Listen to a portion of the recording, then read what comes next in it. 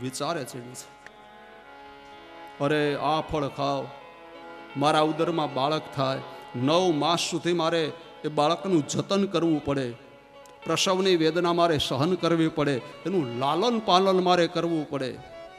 વિચારો, કુબુદ્ધિના વિચારો છે. આ ફળ મારે નથી ખાવું. હવે એ ફળની પરીક્ષા તો કરું. આંગણામાં જે ગાય બાંધી છે ને, એ ગાયને ફળ ખવડાવી દીધું. ગામમાં એની બહેન રહે છે, એ આવે છે. ધૂંધુલીને ચિંતામાં જોઈને પૂછું, સખી શેની ચિંતા કરે છે?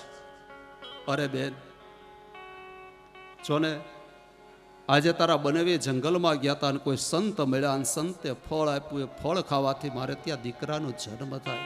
પેલી કહે, બહુ સારી વાત છે બેન, આજ આટલા વર્ષોનો તારો ગ્રહસ્થાશ્રમ, તને સંતાનનું સુખ નથી અને આજ તને સંતના આશીર્વાદ મળ્યા, ફળ ખાઈ જાય.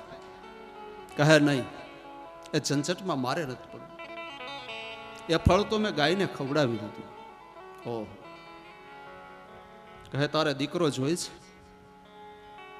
કહે હા. પેલી સ્ત્રીએ કીધું કે મારા ઉદરમાં બાળક છે અને જો એ દીકરા તરીકે જન્મ લેશે એ દીકરો હું તને આપીશ, મારું વચન છે.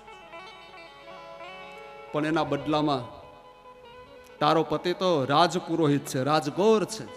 હીરા, માણેક, રત્ન, સુવર્ણ, મુદ્રા, અન્ન અને વસ્ત્ર તારે મને આપવા પડશે. કહે મંજૂર છે.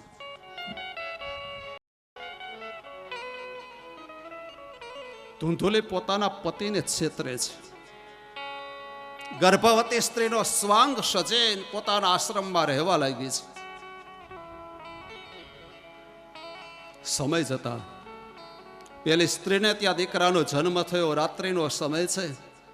નાના એવા દીકરાને લઈને ધૂંધુલીની પાસે આવે છે. લે બેન, આ મારો દીકરો, અને નક્કી કરેલ શરત મુજબ તું મને અન્ન આપ, વસ્ત્ર આપ, સુવર્ણ મુદ્રા આપ, હીરા અને માણેક આપ.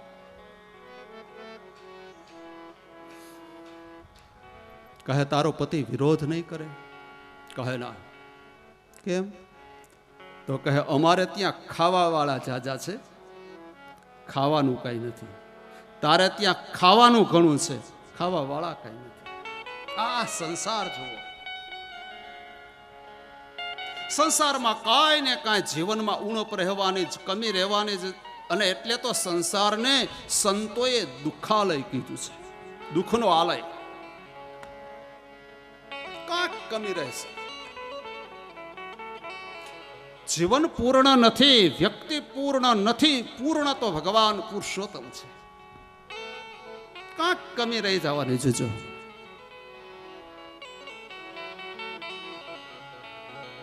ભારતની આપણી જે ભૌગોલિક પરિસ્થિતિ, આ જે ભૂતલ છે, જમીન, એમાં કોઈ જગ્યાએ જો ઘણું બધું પુષ્કળ પાણી છે, તો પાણી છે ત્યાં પથરા નથી. લોકો વિચાર કરે પાણી તો બહુ છે, પથરા નથી, કપડા ક્યાં ધોવા? પથરા વગર કપડા ધોવાય? પાણી છે, પથરા નથી. કોઈ જગ્યાએ પથરા છે ત્યાં પાણી નથી. આ જો, આ જીવનની કરુણા જો. પથરા છે, પાણી નથી, પાણી છે તો પથરા નથી, અને પાણી ને પથરા બે છે, પહેરવા માટે કપડા નથી. આ સંસાર, એટલે જ એને દુઃખાલય કીધું છે. પણ આ પરિસ્થિતિમાંથી, આવા સંજોગોમાંથી મનને ચલિત ન કરે, જેનું મન વિચલિત ન થાય, જેને ભગવદ આશ્રય કર્યો છે, એ જીવને એ દુઃખ હોવા છતાં દુઃખ નથી લાગતું, એને સુખની અનુભૂતિ થાય છે. જરૂર છે ભગવદ આશ્રયની.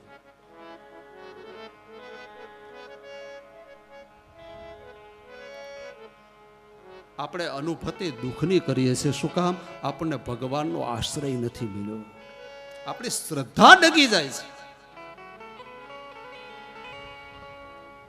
તમે શ્રદ્ધાથી ભગવાનના બની જાઓ એક વખત, બસ.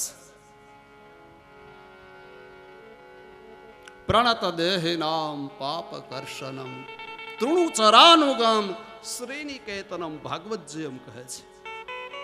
પ્રણત દેહિનામ પાપ કર્ષણમ. એવો વ્યવહાર બાંધો કે એની સાથે તમે પરણી જાઓ. બસ લગન.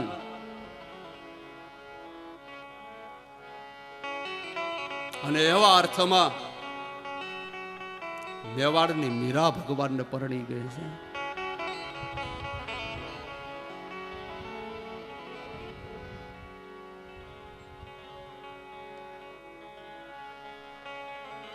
નાની એવી મીરા, ગામમાં કોઈના લગ્ન થાય છે ને વરઘોડો નીકળ્યો અને નાની એવી મીરા માને એમ કહે છે કે માં શું છે? કહે બેટા લગ્ન થાય છે. તો માં મારા લગ્ન કેદી થશે? બેટા તારા લગ્ન થશે. માં મારા લગ્ન કોની સાથે થશે? કે બેટા તારા લગ્ન આ ગિરધર સાથે થશે. મૂર્તિ સામે આમ હાથ બતાવ્યો અને લાગી ગઈ મારા બાપ. હે મેરો તો ગિરધર ગોપાલ દુસરો ન કોઈ.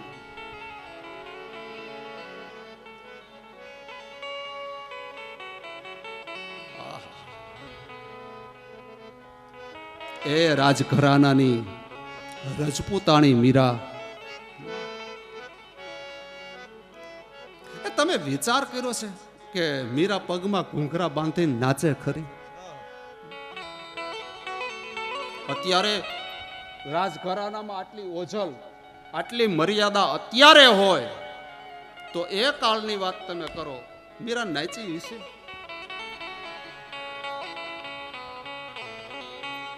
મીરા નાચી નથી, એનાથી નચાઈ જવાય છે.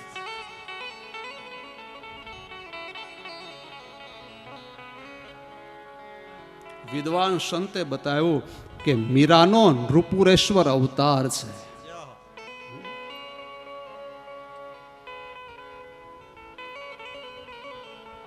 મીરા તો કુલટા છે, મીરા તો વ્યભિચારીની છે, સંતોના સંગની અંદર રહેવા વાળી છે. જ્યારે પરિજનો આવા કટુ વચન કહેવા લાગ્યા અને મીરાએ મેવાડને અલવિદા કરી અને આવી ગુજરાતમાં. એ દ્વારિકા તીરથ સમુદ્ર ઘૂઘવાટા મારી રહ્યો છે. ઠાકોરજીની સાયમ આરતી થઈ. રુક્ષ્મણીજીએ 7 શ્લોકનો જે પત્ર લખ્યો છે, શ્રુતવાન ગુણાન ભુવન સુંદર. આ 7 શ્લોકનો પત્ર ગુગળી બ્રાહ્મણે પૂજારીએ વાંચ્યો ભગવાનની સન્મુખ અને ભગવાનના કપાટ બંધ થયા, મંદિરના દ્વાર બંધ. સૌ પોતપોતાના મહેલમાં. એ રાત્રિના 2 વાગ્યા અને મીરાએ પગમાં ઘૂંઘર બાંધ્યા છે. પગ ઘૂંઘર બાંધે ઘર નાચે, પગ ઘૂંઘર બાંધે નાચી રે, ઘૂંઘર બાંધે નાચી રે, પગ ઘૂંઘર બાંધે નાચી રે.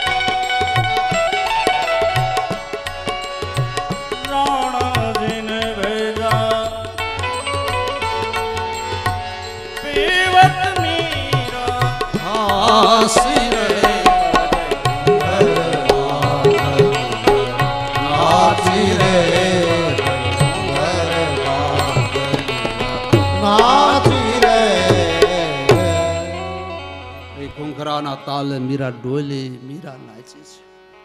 દ્વારિકાનાથને મીરાએ વિનંતી કરી કે નાથ મારે ક્યાં જવું?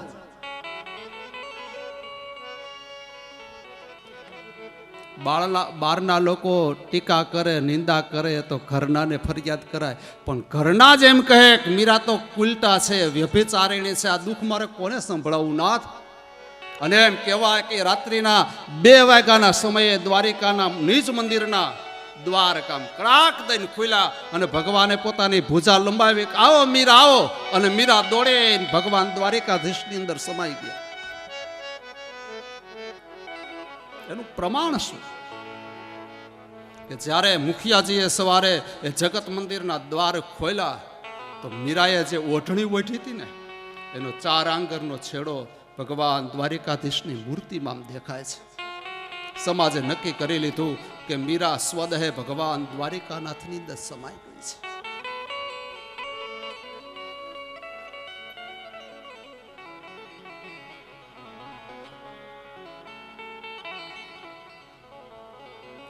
આત્મદેવ બ્રાહ્મણ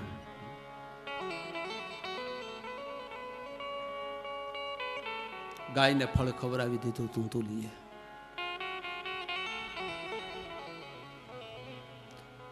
પેલી સ્ત્રીને જે દીકરો થયો એને હીરા માણેક દ્વારા ખરીદી લીધો છે. પોતાનું નથી, ખરીદેલું સંતાન છે. ગાયોની સેવા કરતા આત્મદેવ બ્રાહ્મણને કાને અવાજ સંભળાયો, ભૂદેવ તમારે ઘરે દીકરાનો જન્મ થયો. અને આત્મદેવ બ્રાહ્મણ બહુ પ્રસન્ન થયા છે, બહુ રાજી થયા. આંખોની જે ગાયો હતી ને એની ખરીની રજ લઈ મસ્તકે લગાવી, ગાયોના પૂંછડા આંખે અડાડ્યા, ગાયને પ્રદક્ષિણા કરી છે. ઘરે આવ્યા, બ્રાહ્મણને બોલાવ્યા અને બાળકના જાત કર્મ સંસ્કાર કરાવ્યા છે. થોડો સમય થયો અને આંગણામાં બાંધેલી ગાયને પણ બાળકનો જન્મ થયો છે. ગાયને ખરેખર તો વાછડાનો જન્મ થવો જોઈએ, પણ નહીં, માનવ દેહધારી બાળકનો જન્મ થયો. આખું શરીર માનવનું છે, ફક્ત કાન જ ગાય જેવા છે. એ બાળકના જાત કર્મ સંસ્કાર થયા, એ બાળકના નામકરણ થયા ગૌકર્ણ. ગૌ એટલે ગાય, કર્ણ એટલે કાન. ગાય જેવા જેના કાન છે માટે એ ગૌકર્ણ. ધૂંધોલીના દીકરાનું નામ ધુંધુકારી રાખ્યું છે.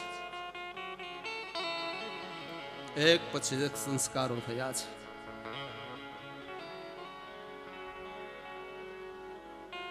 બંને ભાઈઓ મોટા થયા છે. ધુંધુકારે મહાખલ ગોકર્ણ મહાજ્ઞાની.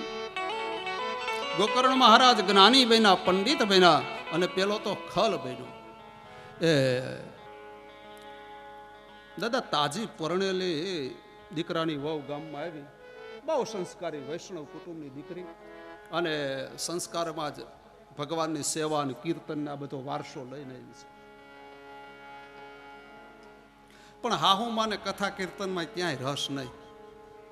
એમાં ગામમાં કથા બેઠી એટલે વવે કીધું બા હાલો ને કથામાં જાય, કે એવો મારી પાસે ટાઈમ નથી અને તારે જવું જા. વવે કીધું બા તમે ના આવો ને હું જાવી સારું લાગે? તમારી ઉંમર છે કથા કીર્તન સાંભળવાની, સત્સંગ કરવાની, તમારે જવું જોઈએ ને. મારે તો ઘર કામ કરવાનું. ના ના ના, એ મને ભાવે નહીં, મને ફાવે.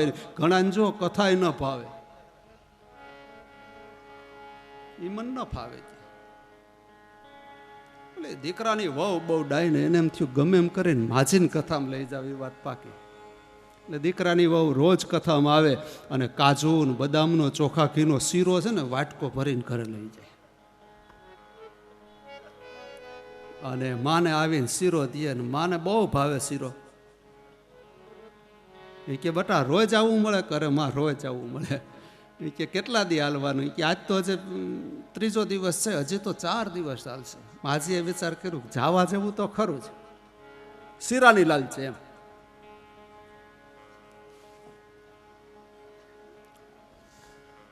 ત્રણ વાગે કથા ચાલુ થવાની હતી ને તે 2 વાગે ઘરેથી નીકળી ગયા. કરધણી કે કયા વેતું થાય છે કે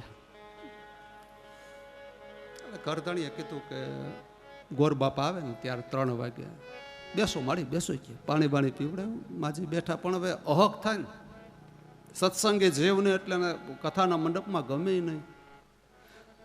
ગોર બાપા બાજુમાં રહેતા હતા, સૂતા હતા ને ત્યાં આવી ડેલી ખખડાવી કે મહારાજ કયા વેતી કરવી છે કે મારે 3 વાગ્યાનો ટાઈમ છે, હજી તો 8 થયા છે, અડધો કલાક પછી. ઠીક છે. ઓલી છોકરાની વવે કીધું હતું મારી મહારાજ કથા વાંચે છે ને બહુ સારી કથા કરે, શું વાણીના ઘા કરે છે. દાદાએ ઘાની વાત કરીને એટલા મને યાદ આવ્યું.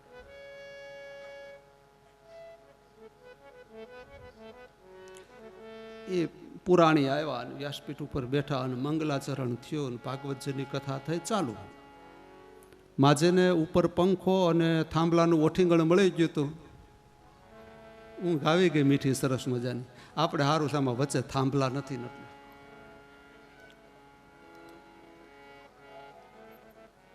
હવે નાના એવા બકરીના બચ્ચાને છોકરાવે રમત રમતમાં શીખવેલું આમ કરીને આમ હાથ કરે અને ઓલી બકરીનું બચ્ચું હતું દોડીને આમ હાથમાં માથું મારે. હવે એ બચ્ચું રમતું રમતું મંડપમાં આવી ગયું. માજી ઓઠીંગણે બેઠા હતા, આમ માથું થયું ને ઓને એમ થયું કે મને આમ મારવાનું કે છે. બકરીના બચ્ચાએ ઠેકીને માથું માર્યું. એ તો માથું મારીને જતું રહ્યું.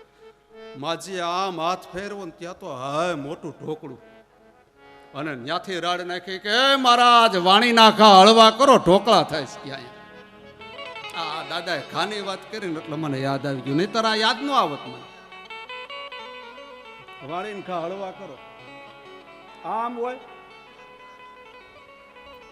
માથા ફોડી નાખે આવા ખા હોય. કાન્ય કોપ જય દ્વિજ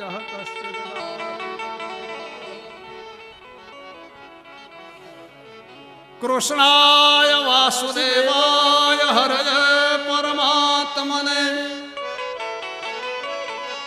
પ્રણત ક્લેશ નાશાય ગોવિંદાય નમો નમઃ. પાણી પીતા મેં તમને અટકાવ્યા છે, તમારા સૌની માફી માંગી લઉં છું.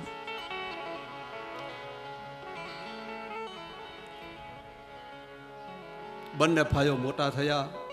ગોકર્ણ જ્ઞાની, ધુંધુકારી ખલ દુષ્ટ પાપી, જુગાર રમે, વ્યભિચાર કરે, હિંસા કરે, મદિરાપાન કરે. સમાજના લોકોએ આવે ને આત્મદેવ બ્રાહ્મણને કીધું કે મહારાજ ક્યાં તમે પવિત્ર બ્રાહ્મણ ને ક્યાં તમારો દુષ્ટ પુત્ર. રોજની ફરિયાદો થવા લાગી. અને ત્યારે ગોકર્ણ મહારાજે આત્મદેવ બ્રાહ્મણ એટલે કે પિતાને ઉપદેશ આપ્યો છે. કેવો ઉપદેશ? ધર્મ ભજસ્ત્વં સતતં ત્યજ્ય લોક ધર્માન સેવસ્ય સાધૂન પુરુષાન જુહિ કામ તૃષ્ણા અન્યસ્ત દોષ ગુણ ચિંતન માસુ મુક્તવા સેવા કથા રસ મહો નિતરામ પિબસ્ત્વં ધર્મ ભજસ્ત્વં સતતં ત્યજ્ય લોક ધર્માન. બહુ સરસ શ્લોક. હે પિતાજી, તમે ધર્મની ધુરાને ધારણ કરો. ધર્મ ભજસ્ત્વમ, ધર્મને ભજો.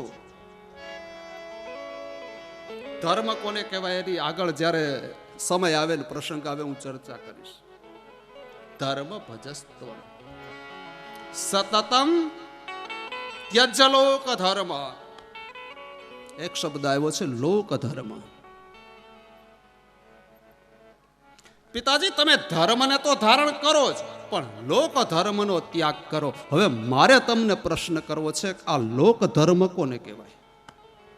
કયો લોક ધર્મ? કારણ કે આયા ગોકર્ણ મહારાજ બોલ્યા છે તજ્ય લોક ધર્મ. લોક ધર્મ એટલે કોઈની સગાઈમાં જવું, કોઈના લગ્નમાં જવું, કોઈના ઓપનિંગમાં જવું, આ સંસારના વ્યવહારિક પ્રસંગમાં હાજરી આપવી આને લોક ધર્મ કીધું. ગોકર્ણ મહારાજે કીધું ત્યજ્ય લોક ધર્માન. અમુક ઉંમર થાય પછી લોક ધર્મને ત્યજી દેવો જોઈએ.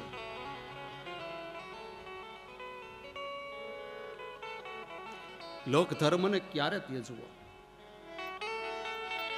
તો ભાગવતકાર લખે છે કે પ્રથમ દીકરાની ઘરે એટલે કે મોટું સંતાન હોય એની ઘરે દીકરાનો એટલે કે પ્રથમ સંતાનનો જન્મ થાય ત્યાર પછી લોક ધર્મનો ત્યાગ કરવો.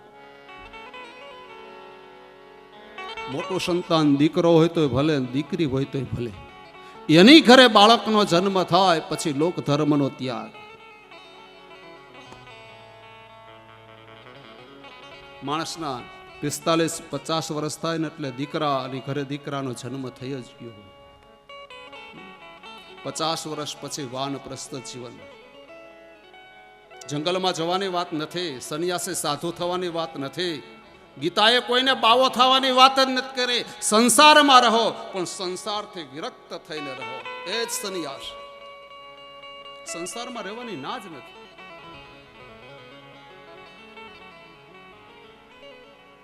વિષયો પ્રત્યેની મનને હટાવવું, આનું નામ સંન્યાસ.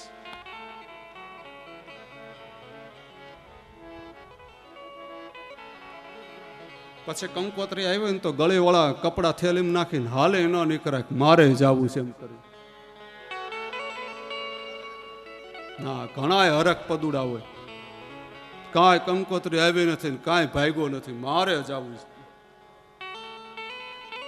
યાદ રાખજો, દીકરાને વહુને આગળ કરો. બેટા, અમે તો ખૂબ માણ્યો સંસારને, ખૂબ જોયો, હવે તમે જાઓ, તમને સમાજ ઓળખે, એને આગળ કરો, એને મોકલો. લોક ધર્મનો ત્યાગ કરવાની વાત છે અમુક ઉંમર પછી.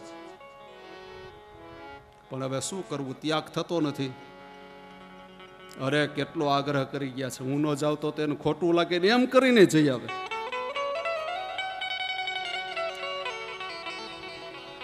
ધર્મ ભજસ્ત્વમ સતતમ ત્યજ્ય લોક ધર્માન. આ લોક ધર્મને ત્યજો. અને શું કીધું? સેવસ્ય સાધુન પુરુષાન સુહી કામ તૃષ્ણ. હે પિતાજી, તમે સાધુના સંગમાં રહો. સાધુનો સંગ એટલે આ ભાગવતમાં સાધુ શબ્દ આવે એટલે કોઈ જ્ઞાતિની વાત નથી. સાધુ એટલે ભગવાનને સાધે તે સાધુ. સાધુની તો આખી વ્યાખ્યા અલગ છે ભાઈ. સા એટલે માયા, ધુ એટલે ધોઈ નાખી. જેણે માયાને ધોઈ છે, માયાથી જે જીવ પર બન્યો છે એનું નામ છે સાધુ. હજી સાધુના તો લક્ષણ કપિલ ગીતાની અંદર આવશે, ત્યારે વિશેષ ચર્ચા કરીશું. માતા દેહૂતીને જ્યારે ભગવાને સાંખ્ય શાસ્ત્રનો ઉપદેશ આપ્યો, કપિલ ગીતા, તિતિક્ષવઃ કારુણિકાઃ સુરદાઃ સર્વદેહિનાં અજાત શત્રવઃ શાંતઃ સાધવઃ સાધુભૂષણ, ત્યારે ચર્ચા કરીશું.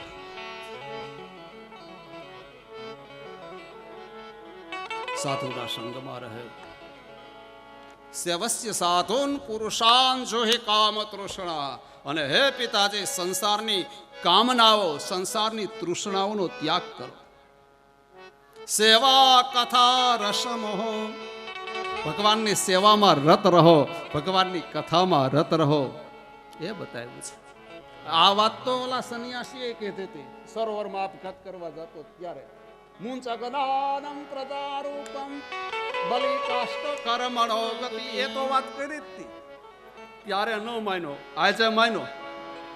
એ સંન્યાસીની વાત ન સમજાણી, ગોકર્ણ મહારાજની વાત સમજાણી.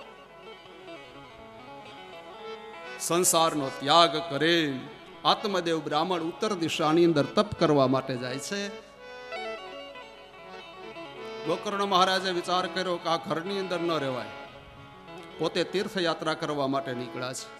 ગોકર્ણ શબ્દના ઘણા બધા અર્થો છે, સમય જ્યારે જ્યારે મળશે એમ ચર્ચા કરશું.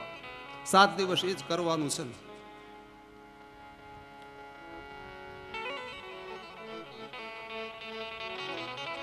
ઘરમાં 2 બચ્ચા છે, માતા અને પુત્ર ધૂંધું લઈ અને ધૂંધું કાઢી. આવ્યો ધૂંધુલી. માને કહે એમાં પૈસા લાવ, મારે જુગાર રમવા જવું છે. કહે બેટા હવે નથી, હદ થઈ ગયો. હા, તારા પિતાથી છુપાઈ છુપાઈને મેં જે કાંઈ સંપત્તિ હતી એ તને આપીને તું હારી ગયો, પણ હવે મારી પાસે કાંઈ બચ્યું નથી. ના પાડીને લાત મારી.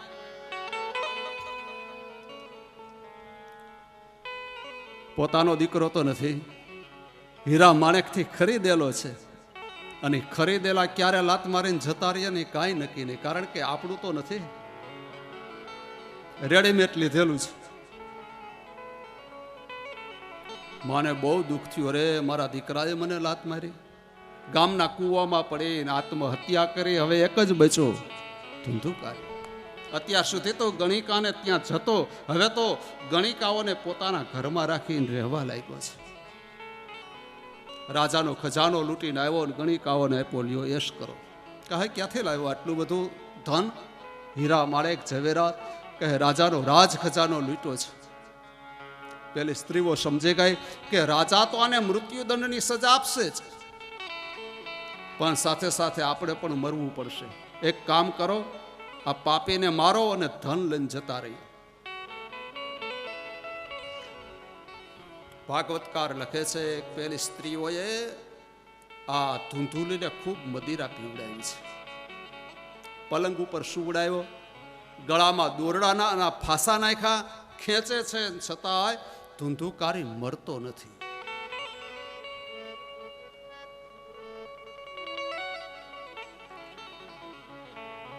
પાપી માણસનું મૃત્યુ દુઃખદાયક હોય છે ભાઈ.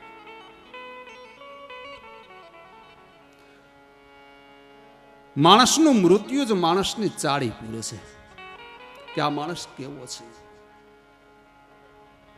સફેદ કપડાં પહેરીને ભલે ને આપણે ફરતા હોય, પણ આપણું મૃત્યુ જ આપણી ચાળી પૂરે આ અંદરથી કેવો હતો. આહા,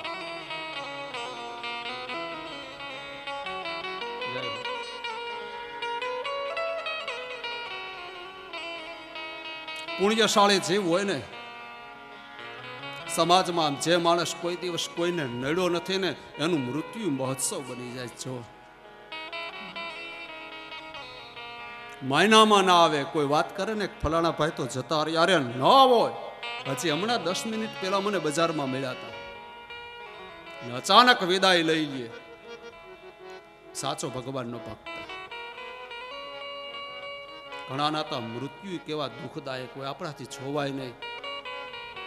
ન ઈચ્છતા હોવા છતાંય ભગવાનને મનથી પ્રાર્થના થઈ જાય કે હે પ્રભુ, આ જીવને હવે લઈ લે, શું કામ દુઃખ આપે છે. તો ભાગવતકાર લખે કે પાપી માણસનું મૃત્યુ કષ્ટદાયક છે, દુઃખદાયક છે.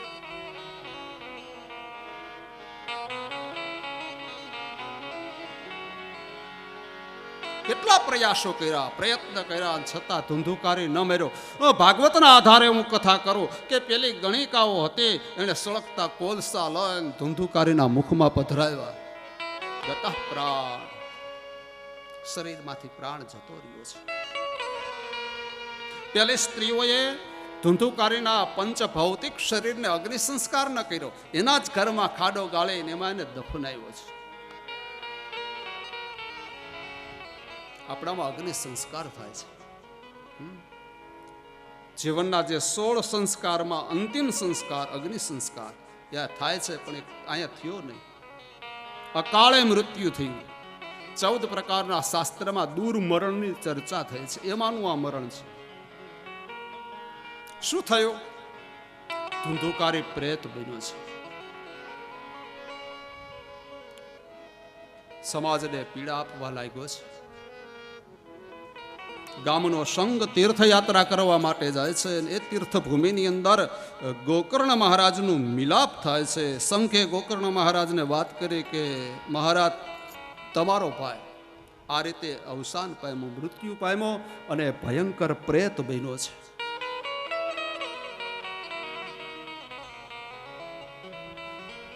પોતાના ભાઈના મુક્તિના સાધન માટે થઈને ગોકર્ણ મહારાજ જે તીર્થસ્થાનો આવ્યા એમાં પિંડદાન કર્યું, તર્પણ કર્યું, ખૂબ દાન આપ્યા છે. આમ કરતા બિહાર આવ્યું અને એમાં ગયા તીર્થ આવ્યું. ગયા જેની અંદર પોતાના ભાઈને ઉદ્દેશી ગોકર્ણ મહારાજે તર્પણ કર્યું, પિંડદાન કર્યું છે, ખૂબ દાન આપ્યા છે. તીર્થયાત્રા પૂર્ણ કરીને ગોકર્ણ મહારાજ પોતાના નગરની અંદર આવ્યા. પોતાની હવેલીને વાળી ચોરીને સાફ કરી રાત્રિનો સમયને શયન કરવા માટે સૂતા છે અને ભયંકર અવાજ આવ્યો.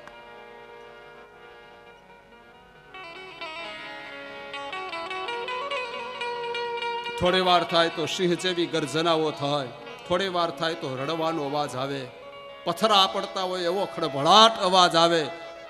ભયંકર વાયુના રૂપની અંદર આવ્યો અને જે હવેલી હતી એના દરવાજાઓ ધડાધડ ખુલી ગયા. કોઈના રડવાનો અવાજ આવે છે અને છેલ્લે હાડ પિંજર જેવું શરીર સામે પ્રગટ થયું ગોકર્ણ મહારાજની સામે. ગોકર્ણે પૂછ્યું, તું કોણ છે જીવ?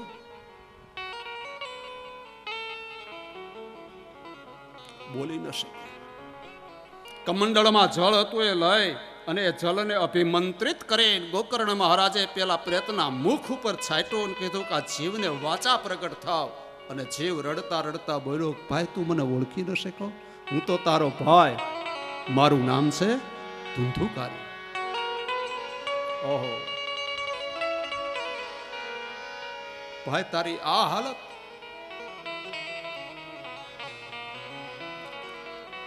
તારા ઉદ્ધાર માટે તો મેં તીર્થમાં શ્રાદ્ધ કર્યું, મેં દાન પુણ્ય કર્યા, મેં પિંડદાન કર્યા.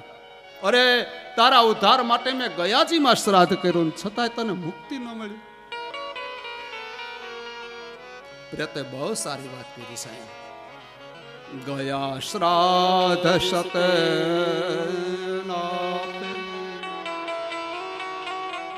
મુક્તિ મેં ન ભવિષ્યતિ ઉપાયમ પરમ કંચિંતવમ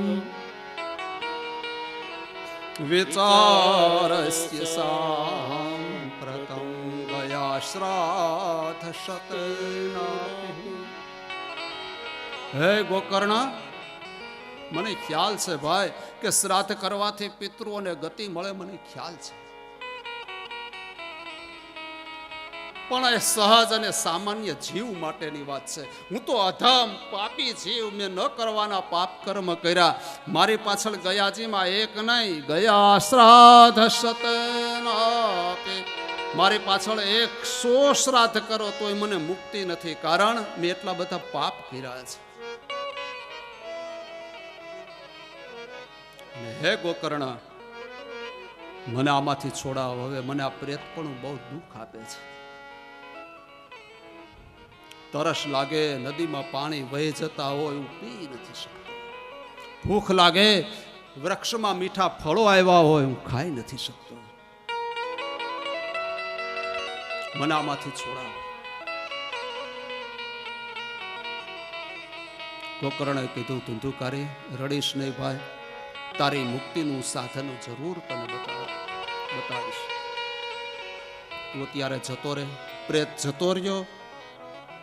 બીજા દિવસની વહેલી સવાર કેળસમા નદીમાં પાણીમાં ઊભા રહી અને ગોકર્ણ મહારાજ સૂર્યનારાયણ ભગવાનને અર્ઘ્ય આપી રહ્યા છે. તુભ્યં નમો જગત સાક્ષી બ્રૂહે મુક્તિ હેતુકમ તત્શ્રુતવા દુરતઃ સૂર્ય સ્ફુટમિત્યભાષતઃ તતઃ સર્વે સૂર્યવાક્યં તન્મુક્તો સ્થાપિतं પરં ગોકર્ણઃ સ્તંભनं ચક્રે સૂર્યવેગસ્ય કારણં. જેમ 4 ખોબા જલ આપ્યું ને તો સૂર્યનારાયણ ભગવાનનો જે રથ હતો એના ચક્રનું સ્તંભન થયું. ચક્રો ગતિ હતી, એ ગતિ કપાણી, રથ સ્થિર થયો. નીચે નજર કરી, કોણે મારા રથનું ચક્રનું સ્તંભન કર્યું? જોવે ત્યાં તો ગોકર્ણ મહારાજ. સૂર્યનારાયણ ભગવાને પોતાના રથને આમ ધીમેકથી નીચો લીધો. હા બેટા ગોકર્ણ, કહે ને શું કામ છે? મારા રથની ગતિને કેમ રોકી? પ્રભુ મારા ભાઈની આ હાલત થઈ છે, કયા ઉપાય દ્વારા એને મુક્તિ મળે? ત્યારે સૂર્યનારાયણે ભગવાને બતાવ્યું, શ્રીમદ ભાગવતા મુક્તિ સપ્તાહમ વાંચનમ કુરુ એતે સૂર્ય વચઃ સર્વે ધર્મ રૂપમ તુ વિશ્રુતા. તારા ભાઈની પાછળ શ્રીમદ ભાગવતજીની સપ્તાહ કરો. એ સપ્તાહ પારાયણ દ્વારા એને મુક્તિ મળશે. સપ્તાહ કેમ કરવી, કઈ રીતે કરવી, ક્યારે કરવી, એનું વિધાન સૂર્યનારાયણ ભગવાને બતાવ્યું. સૂર્યનારાયણ ભગવાન રથ લઈને જતા રહ્યા. પછી ગોકર્ણ મહારાજે સારું મુહૂર્ત કઢાવ્યો અને સારા મુહૂર્તે કંકોત્રી લખાણી. ગામના ગોંદરે જે ગાયો ભેગી થાય છે એ પવિત્ર સ્થાન ઉપર સરસ મજાના મંડપ રોપાયા. વ્યાસપીઠ તૈયાર થઈ. પોતાના જ ભાઈના ઉદ્ધાર માટે પોતે વ્યાસપીઠ ઉપર બેસીને ભાગવતજીની કથા કરે છે. પ્રેતનું આહવાન થયું, પિતૃનું આહવાન થયું. પેલો ધુંધુકારી પ્રેત આવ્યો વાયુ સ્વરૂપે કથામાં. ક્યાં બેસું? મંડપનો જે વાંસ હતો ને પોલો, એ વાંસની અંદર ઉતરી જાય છે. પહેલા દિવસની કથા વિરામ પામી, વાંસની એક ગ્રંથિ ગાંઠ તૂટી છે. બીજા દિવસની કથા વિરામ પામી, બીજી ગાંઠ તૂટી. આમ 7 દિવસની કથા પૂર્ણ થઈ અને વાંસ ફાટો અને પીળા વસ્ત્રધારી ભગવાનનો પાર્ષદ પ્રગટ થયો છે. હવે ભાગવતજીના ચરણોમાં દંડવત કર્યા. ગોકર્ણ મહારાજને દંડવત કર્યા. ભાગવતજીની પ્રદક્ષિણા કરી છે.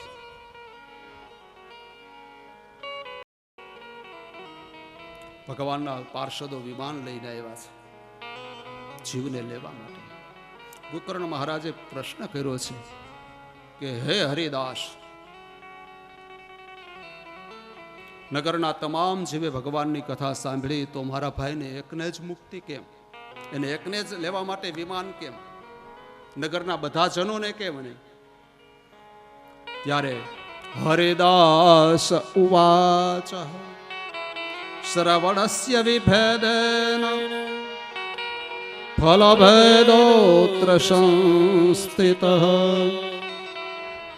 શ્રવણં તુ કૃતું સર્વં યથા મનનં કૃતં શ્રવણં સમભાગેન સર્વેષામિ દ્રશ્યતે ફલભેદઃ કૃતો જાતા પ્રભવન્તુ હરિપ્રિયા. હે ગોકર્ણ, તારો પ્રશ્ન યોગ્ય છે. બધા જીવને મુક્તિ ન હોય ને મારા ભાઈને એકને જ મુક્તિ કેમ? તો અહીંયા શ્રવણ ભેદેન ભેદેન, શ્રવણ એટલે કથા સાંભળવી. કથા સાંભળવામાં ભેદ થયો છે માટે અહીંયા ફલ ભેદ થયો. નગરના લોકો હતા ને કોઈ 4 ટાઈમ જમતા અને કોઈ 5 ટાઈમ ને કાંઈ નક્કી નહોતું. આપણું એવું જ છે ને વાલા, 4-5 ટાઈમ તો આપણને થઈ જાય છે. સવારના શિરામણથી ચાલુ કરો ને, રાતે મોડે સુધી જાગતા એટલે નાસ્તા પાણી પાછા.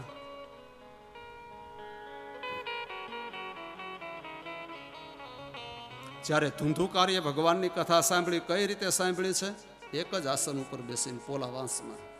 આપણું તો કાંઈ નક્કી નથી, આપણે તો આસન બદલા છે.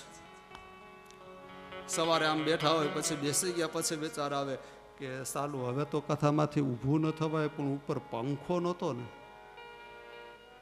બપોર પછી વાત, પંખા નીચે આવીને ગોઠવાઈ જવું વહેલું, એટલે બપોર પછી વહેલા આવીને પંખો જોઈને બેસી જાય. બેઠા પછી વિચાર થાય કે લે અહીંયા ક્યાં થાંભલાનું ઓઠીંગણ હતું. કાલ વાત, પંખો જોય, થાંભલાનું ઓઠીંગણ જોય. એટલે આપણે સ્થાન બદલા કરીએ છીએ. જ્યારે ધુંધુકારીએ એક જ વાંસમાં, પોલા વાંસની અંદર બેસીને જ કથા સાંભળી. નથી એને 7 દિવસ અન્ન લીધું કે નથી જળ લીધું. એટલે શ્રવણ ભેદેન ભેદેન. હવે આ પ્રસંગનું થોડુંક તત્વની રીતે ચિંતન કરીએ તો આ કથા શું કહેવા માંગે છે? ઘણાને પ્રશ્ન થાય કે અમે કથા કરી ત્યારે અમારે વાંસ રોપ્યો તો, પૂજાય અમે 7 દિવસ કરી, પણ એક એક ગાંઠ તૂટી નહીં તો અમારા પિતૃઓને મોક્ષ નહીં મળ્યો હોય. કારણ કે કલિકાલમાં આવો પ્રશ્ન થાય જ. ભગવાન વેદવ્યાસ જાણે છે એટલે જ એને કથામાં એનો જવાબ આપી દીધો છે. પોલો વાંસ એ વાસનાનું પ્રતીક છે. આ વાસનાની ગાંઠોને તોડવાની છે. એક દિવસની કથા સાંભળો અને વાસનાની એક ગાંઠ તૂટી જવી જોઈએ. ભેદ્યતે હૃદય ગ્રંથિ છિદ્યતે સર્વ સંશય. આ ગાંઠને તોડવાની વાત છે. ઓલી વાંસની ગાંઠો નહીં. ભેદ્યતે હૃદય ગ્રંથિ છિદ્યતે સર્વ સંશય. હૃદયની એક એક ગાંઠને ક્રમે ક્રમે ખોલી નાખો, તોડી નાખો. પેલા દિવસની કથા સાંભળો અને મોહરૂપી ગાંઠ મારીને તમારી ખુલી જાય.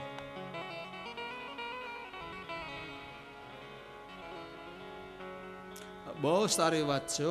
મોક્ષ એટલે શું? મોહં ક્ષયતિ ઇતિ મોક્ષ. મોહનો નાશ થવો એનું નામ મોક્ષ. જીવનમાંથી બસ મોહનો નાશ થઈ ગયો એટલે માણસને મુક્તિ સહજ બની ગઈ. મોહનો નાશ એ જ મુક્તિ.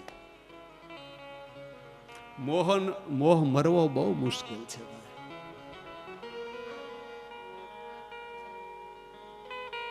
અને ભાગવતમાં એક સરસ મજાના મોહ વિશેની કથા બતાવી છે. ત્વષ્ટા મુનિનો પુત્ર વત્રાસુ મોહનું પ્રતીક છે. એ પ્રસંગ આવે જણાવીશ.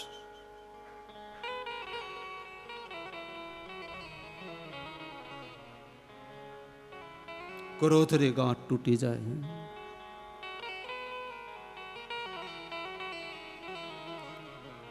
7 દિવસ સુધી કથા સાંભળો ત્યાં સુધી કમ સે કમ ક્રોધ ન કરવો. યજમાનોએ ખાસ ધ્યાન રાખવું. કારણ કે ક્રોધ કરવાથી જે આપણું પરિણામ છે એ પરિણામ ફળનો નાશ થાય છે. આમ તો કાયમ માટે ક્રોધ ન થાય તો બહુ સારી વાત છે. કારણ કે માણસનો મોટામાં મોટો દુશ્મન એ ક્રોધ છે. શાસ્ત્રકાર એમ કહે કે જે માણસ ક્રોધ કરે છે એનું આયુષ્ય, એનું બળ અને તેજ નાશ પામે છે. એના મુખ ઉપર તેજ ન હોય.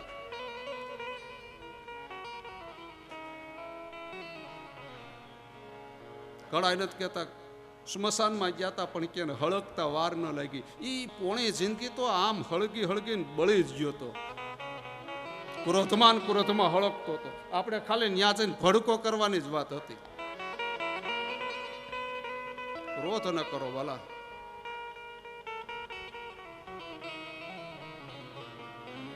તેજ નાશ પામે, બળ નાશ પામે અને આયુષ્યનો ક્ષય થાય. ભાગવતજીની કથા સાંભળ્યા પછી જીવનમાં ક્રોધને કાબુમાં લેજો વાલા.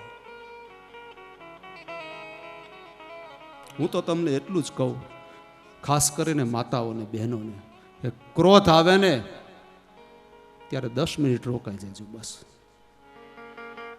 ક્રોધ આવે ને ત્યારે 10 મિનિટ રોકાય અને એટલું જ ચિંતન કરજો ક્રોધનું પરિણામ કેવું હોય ને એના વિશે મનમાં બેઠા બેઠા વિચાર કરી લેજો. આજે માણસમાં સહનશક્તિ તૂટી છે. આત્મહત્યા અને આપઘાતના કેસો બને છે. રોજ તમે છાપું ખોલીને બેહો એટલે કે પંખે દુપટ્ટો બાંધીને લટકી ગયા. આ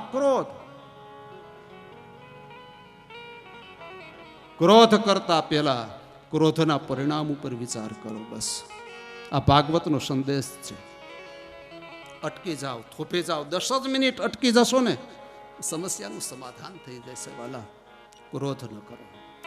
આ બધી લોભની, ક્રોધની, મોહની, ઈર્ષાની આ બધી ગાંઠોને છોડવાની, તોડવાની વાતો છે. વાંસની ગાંઠો તો પ્રતીક છે વાસનાનું. વાંસ એટલે ભેદ્યતે હૃદય ગ્રંથિ છિદ્યતે સર્વ સંશય. સંશય રૂપે હૃદયની ગ્રંથિઓની ગાંઠોને તોડવાની વાત બતાવી.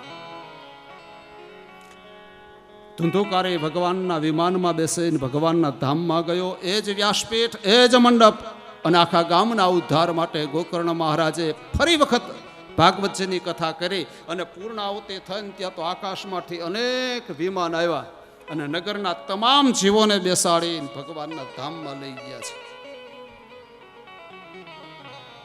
આપણે પૂર્ણાહુતિ થાય એટલી જ વાર છે. ઘરડાટી કરતા અહીંયા ઊભા રહેવાના છે દરવાજે વિમાન. હા અલા તમે બધા ઘરે છો ને લખાણ લઈને આવજો છોકરાઓનું વહુનું. વિમાન આવે જાવું કે કેમ. હા પણ ટાણે એમ કહેતા ને પૂછવું નથી એમ નહીં હાલે. તમને 6 દિવસ પૂછવાના જ આપું છું. 7મે દિવસે તમારા બધાની સહી વાળો કાગળ જોઈશે અહીંયા વ્યાસપીઠે. કારણ કે ભગવાનનું વિમાન આવે તો ત્યારે તો જોઈ ને તમારે. હવે માનો કે વિમાન આવ્યા, ભગવાનના દૂતો આવીને મને જેમ પેલો પ્રશ્ન કહે તમે આવો તો, કારણ કે પેલો પ્રશ્ન મને કરે કથા તમે વાંચી છે, હું ના પાડીશ. મારો જવાબ છે મોક્ષ જોતો જ નથી. ફરી વખત આ પૃથ્વી ઉપર વારંવાર બ્રાહ્મણના કુળમાં જન્મ આપ કે તારા ગુણગાન ગાય. બસ મોક્ષ અમારે નથી જોતો ભાઈ. ભગવાનને કહી દે તારો મોક્ષ તને મુબારક. મુક્તિ જોતી જ નથી. બ્રાહ્મણના કુળમાં જન્મ આપ બસ. અને ફરી ફરી વારંવાર આવા નવા તારા ગુણ અમે ગાન ગાયા જ કરી, તારી કથાઓ વાંચ્યા જ કરી. બસ સ્વર્ગનું સુખ અમારે નથી જોતું ભાઈ. અમારા માટે આ સ્વર્ગ છે. ઠાકોરજીના 7 દિવસ એના સાનિધ્યમાં એના ખોળામાં બેસીને એના ગુણગાન ગાવાને અમારું આ સ્વર્ગ જ છે. આનાથી સુખ બીજું ક્યું હોઈ શકે?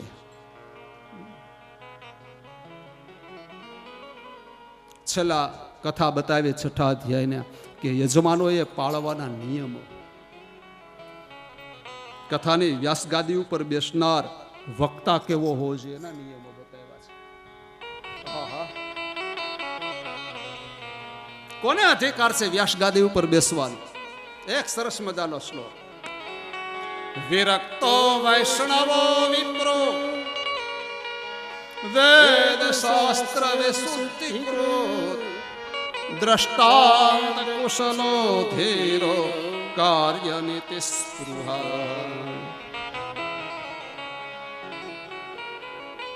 આ એક જ શ્લોકમાં 3 વકાર આવ્યા છે.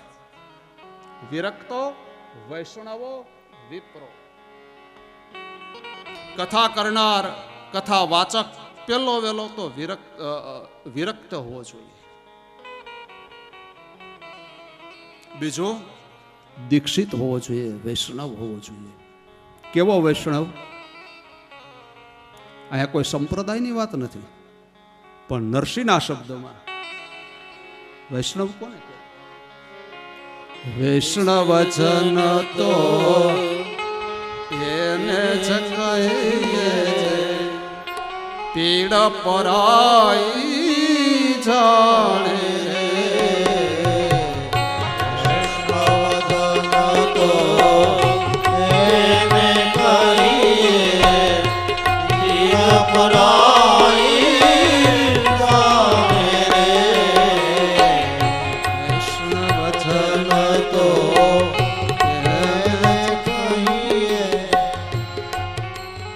નરસિંહના શબ્દમાં વૈષ્ણવ છે કે બીજાની પીડાને સમજે જાણે, આ વૈષ્ણવ છે.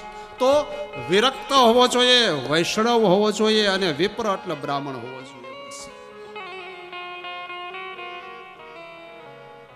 સત્સંગ માટે થઈને કથા થતી હોય અને કદાચ અન્ય જ્ઞાતિ વ્યાસપીઠ ઉપર બેસીને કથા કરે તો ઠીક છે, પણ જ્યારે પિતૃ મોક્ષાર્થે ભાગવત કથા થતી હોય ત્યારે વ્યાસ ગાદી ઉપર ફક્ત ને ફક્ત બ્રાહ્મણને જ બેસવાનો અધિકાર છે. વિરક્તો વૈષ્ણવો વિપ્રો વેદ શાસ્ત્ર વિશુદ્ધિકત. અને બ્રાહ્મણ કેવો હોવો જોઈએ? તો કહે વેદ અને શાસ્ત્રને જાણનાર હોવો જોઈએ, અભ્યાસ હોવો જોઈએ.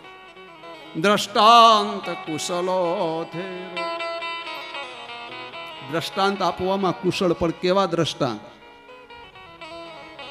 ચીલા ચાલુ દ્રષ્ટાંત નહીં. ભાગવતજીની ઘણા બધા પ્રસંગોની કથા એવી અઘરી છે કે શ્રોતાઓના હૃદય સુધી ન પહોંચે.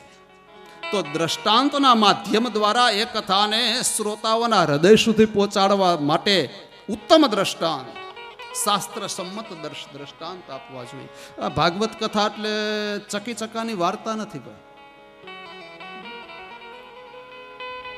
ભાગવત કથા એ મનોરંજનનું સાધન નથી. ડોંગરેજી મહારાજ પૂજ્ય બાપજી એમ કહેતા કે ભાગવત કથા એ તો મનોમંથનનું સાધન છે. ભાગવત કથા હસવા માટે નથી, ભાગવત કથા તો રડવા માટે છે. ભાગવત કથા એ સાધન નથી, એ સેવાનું સાધ્ય છે. વક્તાના ગુણ બતાવ્યા અને હવે યજમાનોએ પાળવાના થોડાક નિયમો હું તમને બતાવી જાઉં. સપ્તાહ વ્રતિનામ પુંસામ નિયમાત શૃણુ નારદઃ વિષ્ણુ દીક્ષા વિહીનાનામ ના અધિકાર કથાશ્રવે બ્રહ્મચર્ય મધુ સુપ્તે પત્રાવલ્યા ચ ભોજનમ કથા સમાપ્તો ભુક્તિમ ચ કુર્યા નિત્ય કથાવ્રતિ કામમ ક્રોધમ મદહમાનમ મત્સરમ લોભમેવ ચ દંભમ મોહમ તથા દ્વેષ દુર્યે ચ કથાવ્રતિ વેદ વૈષ્ણવ વિપ્રાણામ ગુરુ ગોવ્રતિનામ તથા સ્ત્રીરાજ મહતામ નિંદામ વર્જયેદ્ય કથાવ્રતિ સત્યમ શૌચમ દયામ મૌન માર્જમ વિનયમ તથા ઉદાર માનસમ તદવેવમ પૂર્વયંતિ કથાવ્રતિ. કથાવ્રતિ, વ્રતિ શબ્દનો અર્થ થાય છે કથાના આયોજક, કથાના મનોરથી. એને શું કરવાનું છે? 7 દિવસ સુધી બ્રહ્મચર્યનું પાલન કરવું, ભૂમિ ઉપર શયન કરવું, નખવાળનું છેદન ન કરવું, પત્રાવલ્યામ ચ ભોજન, પત્રાવળીમાં ભોજન કરવું, કમસે કમ એક સમયના ભોજનનો ત્યાગ કરવો. 3 સમય ખાતા હોય તો 2 સમય જમતા હો તો એક સમય જમતા હો તો ફક્ત ફલાહાર લઈ 1 સમયના ભોજનનો ત્યાગ કરવો, ભૂમિ ઉપર શયન કરવું. આ બધા એના નિયમો બતાવ્યા. ક્રોધ ન કરવો, દંભ ન કરવો, મોહ ન કરવો, મેં જા કર્યું મારાથી જ થાય એવું નથી ભાઈ. જગત આપણે નહોતું ત્યારે આવી કથાઓ થતી જ, નાળા બુંગણના છાયા કરીને કરતા, પણ કથા તો થતી જ ને. અત્યારે આ સરસ મજાનો ભગવાને સંપત્તિ આપીને સમયાણો કરીને કથા થાય છે. આપણે નહીં હોય તોય થશે. આ બંધ નથી રહેવાનું. એટલે જરા પણ અભિમાન ન કરવું, મદ ન કરવો, અહંકાર ન કરવો. ગુરુની, બ્રાહ્મણની પૂજા કરવી, આ બધા વ્રતના નિયમો બતાવ્યા છે. આંગણે આવેલો કોઈ જીવ ભૂખો ન જાય એનું ખાસ ખ્યાલ રાખવો, પ્રસાદ લેવડાવવો. કારણ 7 દિવસની કથામાં ગમે ત્યારે ઠાકોરજી એક વખત પધારે છે. ભાગવતમાં બંધાયેલા છે. જ્યારે ગંગાના તટો પર ઋષિ મુનિઓ જ્યારે આ સત્સંગ જ્ઞાન સત્ર યોજ્યું ને ત્યારે ભગવાન પ્રગટ થયા. ત્યારે નારદજીએ ભગવાનને વિનંતી કરીને કીધું છે, પ્રભુ એક વસ્તુ તમારી પાસે માગવી છે. કહે માગ નારદ.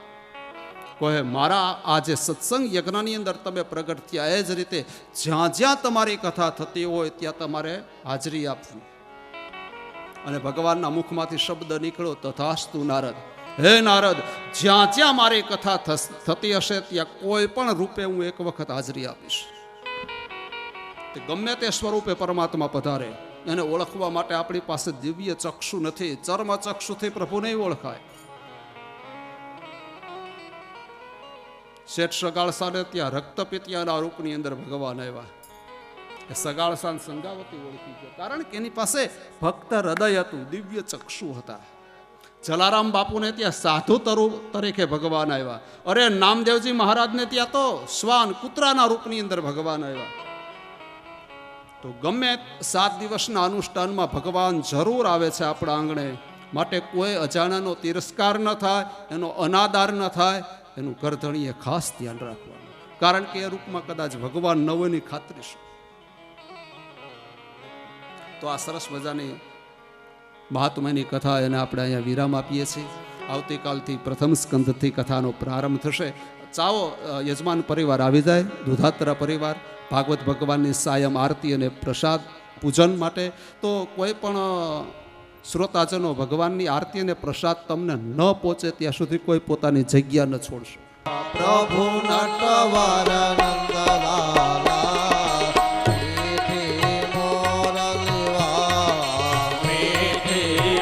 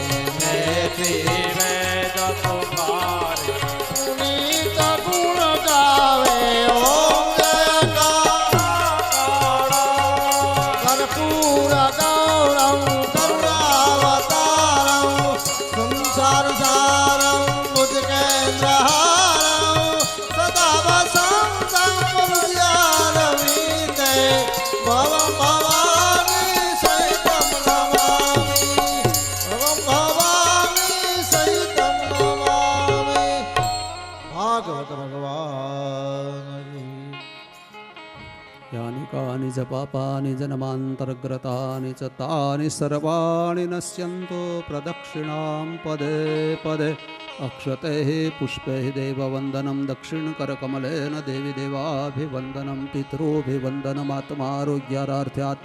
पितॄभिवन्दनमात्मारोग्यारार्थ्यात्मचक्षुहृदयाभिवन्दनम् इतरजनानां वन्दनं સભામાં આરતી અને પ્રસાદ ભાઈ ઝડપથી આપો. યુવાન ભાઈઓ આવી જાઓ 2 4 5. સભામાં દરેકને ભગવાનની આરતી અને પ્રસાદ ઝડપથી મળે એવી વ્યવસ્થા કરો. ઓમ નમો નાના સુગંધે પુષ્પાણિ યથા કાલોદ્ભવાનિ ચ પુષ્પાંજલિ બયા દત્તમ ગૃહાણામ પરમેશ્વર પુષ્પાંજલિમ પરિકલ્પયામિ. નારિકેલમ દદ્યાતઃ. ઓમ નમો ભગવતે વાસુદેવાય. ઓમ નમો ભગવતે વાસુદેવાય. વાસુદેવાય વાસુદેવાય વાસુદેવાય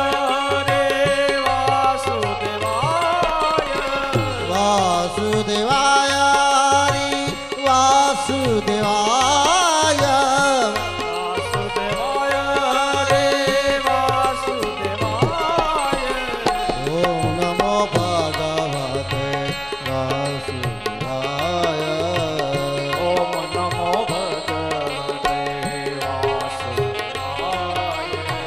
વાસુદેવ ગાયના પિતૃમોક્ષ થાય.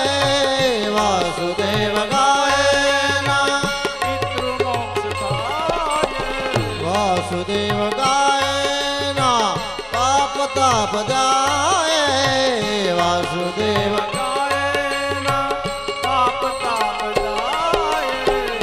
ઓમ નમો ભગવતે વાસુદેવાય.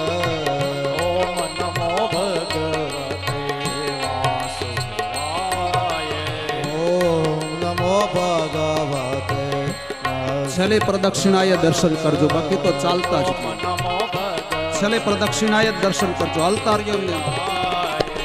વાસુદેવાય વાસુદેવાય વાસુદેવાય